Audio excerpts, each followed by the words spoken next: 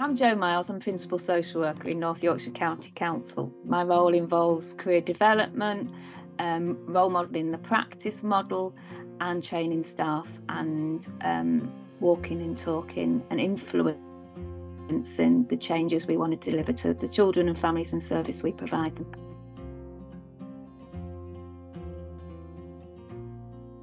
My own met North Yorkshire in the summer of 2021. And we had a soft launch, and we completed some practice standards, and we introduced the concept to our staff, and we allowed them for the first 6 or 7 months to find their way. And then in the turn of 2022, we decided we needed to be more deliberate and more intentional about making this work for children and young people in our location.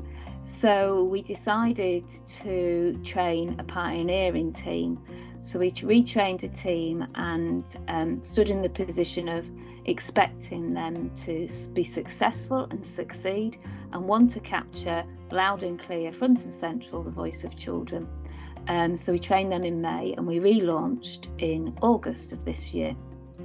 And then since the relaunch, we've grabbed a whole heap of champions who support their colleagues to be able to feel more confident and competent in using Mind of My Own with children or young people.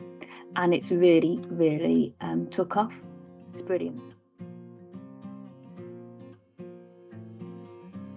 So for me, the secret to the success in North Yorkshire is expecting and allowing children to be heard, and asking colleagues to encourage Mind of My Own so that children can talk to us when they wish to and not when we ask them to.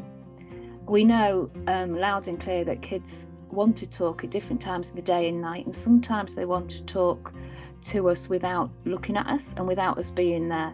Getting that message across and allowing workers to feel vulnerable and say, I don't know what I'm doing, and allowing kids to show them what they're doing has really made a difference. I think the barriers we've got is that us adults aren't as agile as kids and young people are of today in relation to technology, and some of us feel uncomfortable and lacking in confidence of trying to use a new IT system, and therefore that's the barrier. And once we say, just allow kids to show it you, just support them and help them be the experts for you, and you'll learn together. Oh, I've got heaps of them. I've got heaps of plans for the future, and some of them involve always updating the practice standards, always building a culture of change, getting my champions into meetings on a monthly basis, celebrating the success, admiring and honouring what they do incredibly well, and driving the change. Because what we're talking about is changing the culture of the organisation, and you do that by getting people to walk alongside you.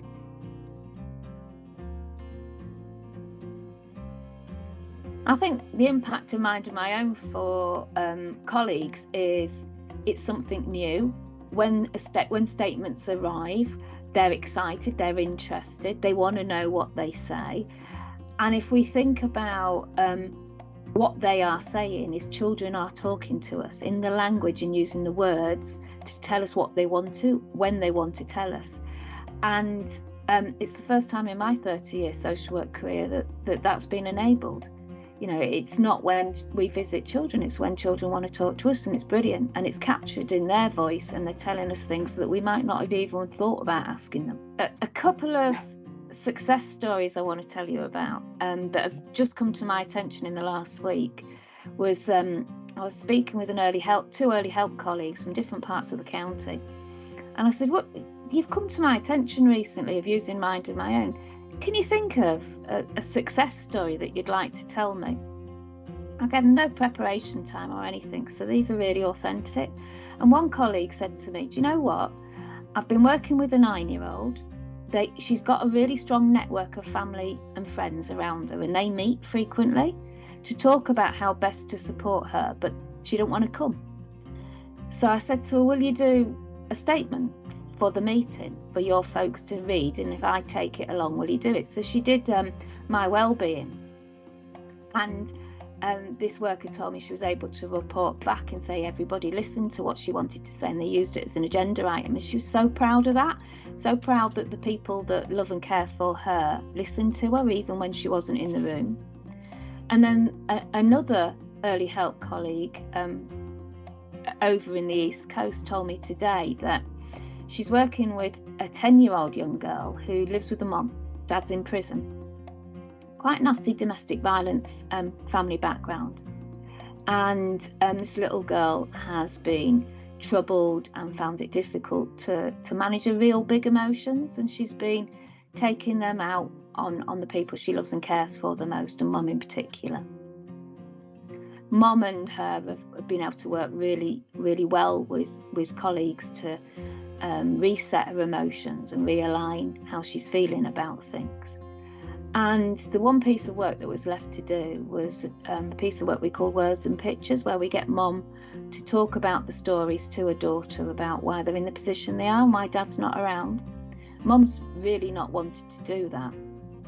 So my colleague said to me, well, everything else is so brilliant from where it was. I said, right, well, we'll move towards closure and respected her views that she didn't feel ready, or it was the right time to tell her daughter the story so far she wanted to.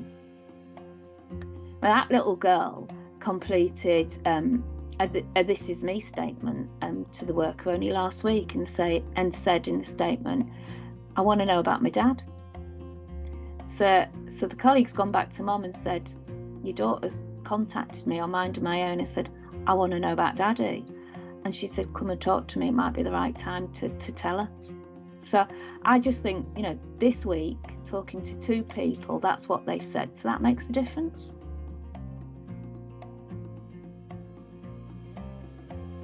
And I suppose my advice to other organisations is you need a driver. You need to believe in walk the walk, talk the talk. You need to believe that Mind of My Own can and should be available to children, and that kids have a right to communicate with us about what they want when they want. So you need a determined lead who then builds people who are influencers within their own teams, who have got relationships already built and the confidence to explore with colleagues who are finding barriers not to use it, of how they can use it and use it without any shame or blame, and find the best way that they can articulate the messages to children and young people about using it, and then celebrating the success that you get, making a show of people who do incredibly well, presenting the rewards, giving them a shout out in the What's New in Practice newsletters, and celebrating just how well we do, and shouting from the rooftops, because it makes a difference.